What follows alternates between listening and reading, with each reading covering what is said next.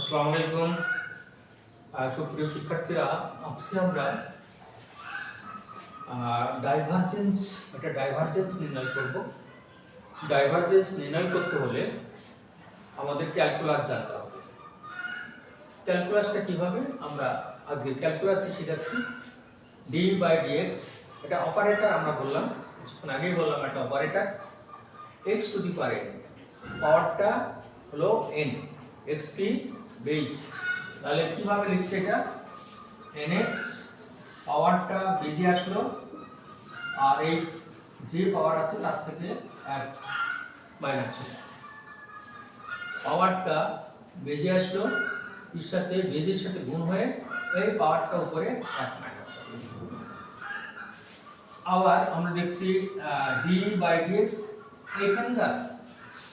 এখানে যে লেটারটা থাকবে এখানে যদি থাকে সহজ কথায় তাহলে তার মান হয় 1, তার মান 1। আবার যদি এখানে যা আছে তার সাথে মিলেই নেই, হ্যাঁ, সি মানে মিললে কনস্ট্যান্ট, তাহলে তার মান হবে 0। তাহলে আমরা এইটা নির্ণয় করব।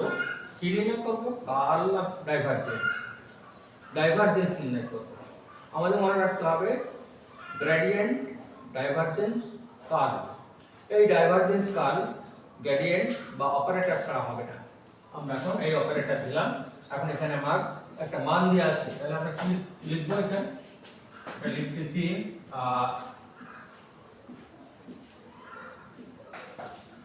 ডেল বাই প্লাস, এটার মান আমরা গত ক্লাসে বলেছি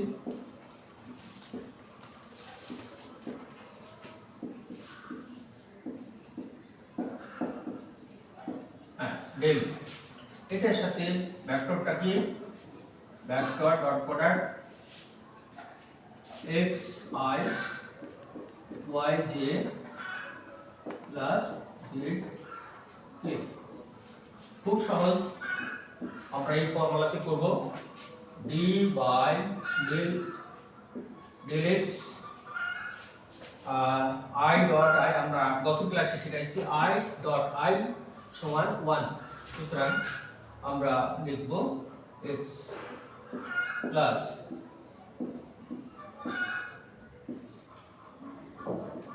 y প্লাস